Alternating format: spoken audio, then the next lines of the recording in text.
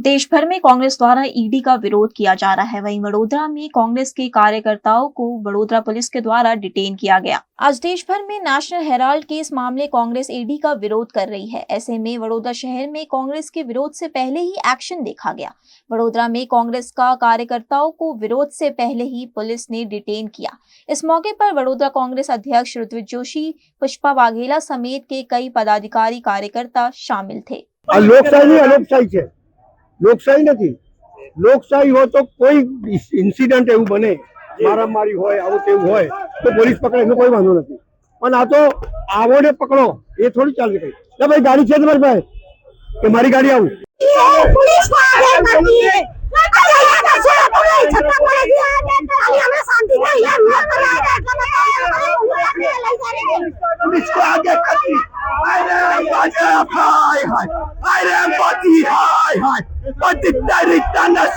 नहीं चलेगी, नहीं चलेगी खोटा खोटा भाजप केस करे छे। आ भाजप पोलीस ने सोपारी आपीने बधाने पकड़ाई दे छे ने प्रजानो अवाज दबावी काम करी रही छे। आ जुमलाबाजी सरकार, लोकोનું ખૂન ચૂસવાની ભાજપ સરકાર પોલીસ ને સોપારી આપે છે, વારે ઘડે કોઈ બી અવાજ ઉઠાવે, સાચી વાત કરે એટલે પોલીસ ને બોલાવે છે અને પકડાવે છે। મહેરબાની કરીને લોકશાહી ઢબે પ્રોગ્રામ છે, તમે લોકશાહીનું પાલન કરજો, ભાજપના આખા બનીને કામ ના કરો। વડોદરા શહેરના પ્રજાજનોને જણાવવા માંગીએ છીએ કે ભાઈ 2 મિનિટ સાહેબ, વડોદરા શહેરના પ્રજાજનોને જણાવવા માંગીએ છીએ કે નેશનલ હેરાલ્ડ નો જે કેસ ઈડીએ જે ચાર્જશીટ દાખલ કરી છે, આ દેશના પ્રધાનમંત્રીને 12 વર્ષ વાગ્યા ચાર્જશીટ દાખલ કરવામાં।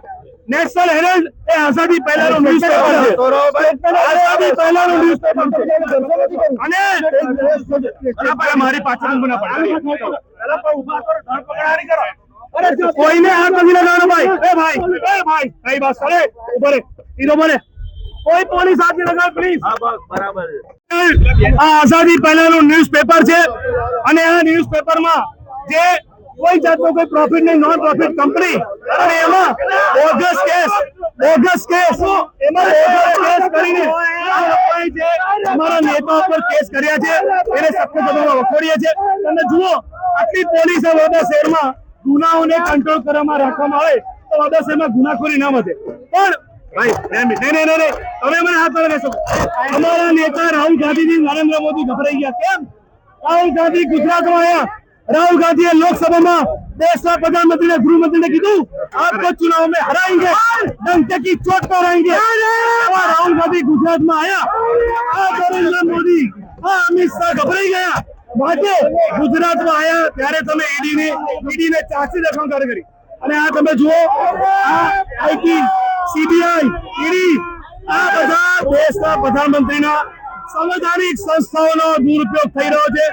આપ જુઓ કે જે રીતે આ વડોદરા શહેરમાં, ગુજરાત રાજ્યમાં અને ભારત દેશમાં લોકશાહીનું ખૂન થઈ રહ્યું હોય, હિટલરશાહી વડોદરામાં તમે ગઈકાલે પણ જોયું હશે કે ગઈકાલે પણ જે બહેનો સાથે જે અમાનુષી અત્યાચાર થયો છે, એટલે સામાન્ય પ્રજાજનોને બોલવાનો અધિકાર નથી, વિરોધ પક્ષને બોલવાનો અધિકાર નથી।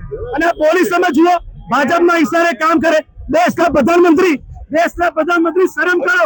તમને રાહુલ ગાંધીની આટલી બીક લાગે છે, તમને રાહુલ ગાંધીની આટલી બીક લાગે છે, પ્રધાનમંત્રીને શરમ આવી જોઈએ, શરમ આવી જાય।